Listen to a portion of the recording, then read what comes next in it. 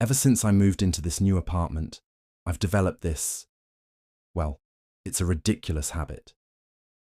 Every single night, without fail, before I even think about going to sleep, I find myself standing at my bedroom window, just looking. I look out across the street at this small, quiet park. It's got these ancient-looking elm trees and these tired, faded yellow streetlights that cast long, dancing shadows. It's peaceful, in a lonely sort of way. But it wasn't the park that truly held my attention. No, it was the house just beyond it. A two-story place with this pale, washed-out yellow paint peeling off the sides. And the curtains. They were always drawn.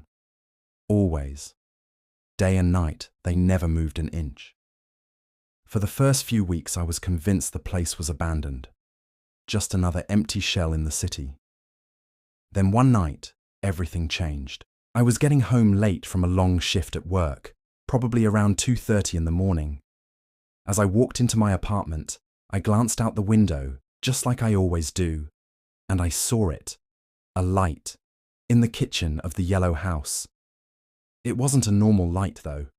It was faint, flickering, almost like a single candle was burning in the dark. And behind the thin curtain, a shadow was moving back and forth. I just stood there, frozen, staring. The movement. It looked like someone washing dishes. But why at this hour? And why in near total darkness? It sent a shiver down my spine. A few nights later, it happened again. This time I looked at the clock. It was exactly 2:20 a.m. The same faint, flickering light. The same shadow. This time, my curiosity got the better of me. I grabbed my phone, opened the camera, and zoomed in as far as I could. The image was grainy, but I could make it out. It wasn't someone washing dishes. It was a woman, sitting at a table. Her long dark hair was hanging down, completely covering her face. She was hunched over, writing something furiously in a book. But the strangest part was the light. It wasn't from a candle. It wasn't from a lamp. It looked like it was coming from the table itself, glowing upwards onto her hidden face. It was unnatural. From that night on, it became an obsession. I couldn't stop myself. Every night, at exactly 2:20 a.m., I'd be at my window, watching, waiting. Sometimes I'd see her, sitting there, writing in her glowing book. Other times, I'd only see her silhouette, a dark shape against that eerie light. It was my own private, terrifying little ritual. But then, one night, nothing. 2:20 came and went. The window remained dark. The house was a black void. I felt a weird mix of relief and disappointment. As I was about to turn away, I heard a sound. A sharp, metallic scrape from across the street. It was faint, but unmistakable. It sounded like a heavy chair being dragged slowly across a wooden floor. The sound made the hair on my arms stand up. The next night, the exact same thing happened. No light. But at 2:20 on the dot, I heard it again. Scrape. It was louder this time, more deliberate. It felt intentional, almost like someone knew I was listening, like someone was trying to get my attention. My mind was racing. Was I going crazy? Was I imagining all of this? I had to know. That night, before I went to bed, I took my phone, started the voice recorder app, and left it on the windowsill, pointed towards the house. I barely slept, tossing and turning, my ears straining for any sound. In the morning, the first thing I did was grab the phone. My hands were shaking as I hit play. I scrolled through hours of silence. And then I heard it. Not the scraping sound. It was a voice. A raspy, dry whisper that seemed to slither out of the speakers. It said, "Why are you looking?" I dropped the phone. It clattered on the floor. My heart hammered against my ribs, and I couldn't breathe. It had to be a prank. A crossed signal. Anything but what I thought it was. But deep down, I knew.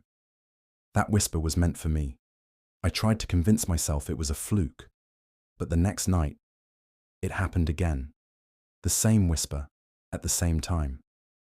I couldn't take it anymore.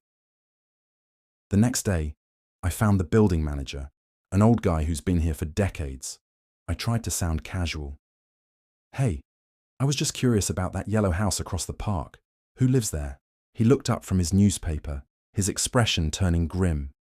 "That one," he said, his voice low. "Son, that house has been empty for 5 years." He folded his paper slowly, looking down at his hands. "The last owner, he did something terrible to his wife in that house. Then he hanged himself in the master bedroom." My blood ran cold. Every strange detail, every weird feeling I'd had, it all crashed down on me at once. That night, I swore to myself I wouldn't look. I'd keep the curtains closed. I'd go to bed early. I would break the habit. I lay in bed, staring at the ceiling, my whole body tense. But the clock on my phone kept ticking closer. 2:15. 2:18. At 2:20, I couldn't fight it anymore. The curiosity, the terror. It was like a physical force pulling me out of bed. I crept to the window and pulled the curtain aside just a crack. My heart stopped. The light was on, and the woman was there, but this time was different. She wasn't writing. She wasn't moving. She was just sitting there, her head tilted up. She was looking directly at me. Across the street, through the dark, I could feel her eyes on me. I couldn't see her face, but I knew she was staring right into my soul. Pure, ice-cold terror washed over me. I slammed the curtain shut and stumbled back, my heart trying to beat its way out of my chest. And then, my phone rang. The screen lit up the dark room. Unknown number. My hand trembled as I answered it. I didn't say anything. I just listened. And I heard that same dry, whispering voice. But this time it was clear, right in my ear. "Why did you look?" Then it wasn't a whisper. It was a blood-curdling scream that shattered the silence of my apartment. The next morning, the street was filled with flashing red and blue lights. Police cars were parked everywhere. A uniformed officer knocked on my door. He said an emergency call had been made from the abandoned house across the street. A woman's voice, frantic, begging for help. He said they had to check the surrounding area. Then he looked at me strangely and said, "The strange thing is, the call was traced. It came from your number." He played the recording for me. Out of his phone came that same horrifying whisper. "Why did you look?" Followed by that ear-splitting scream. That was it. I packed a bag that morning. I didn't care where I went. I just knew I couldn't stay in that apartment for one more night.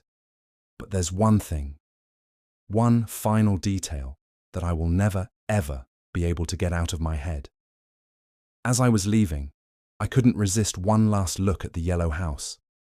Just one, and for the first time since I'd moved in. The curtains in the upstairs window were open, and there, standing in the darkness, was a man. I could just make out his shape, his face half shrouded in shadow, but I could see enough. Half of his face looked burnt, and he was smiling. A wide, terrible smile aimed right at me. And as I watched, frozen in horror, the light in the house went out.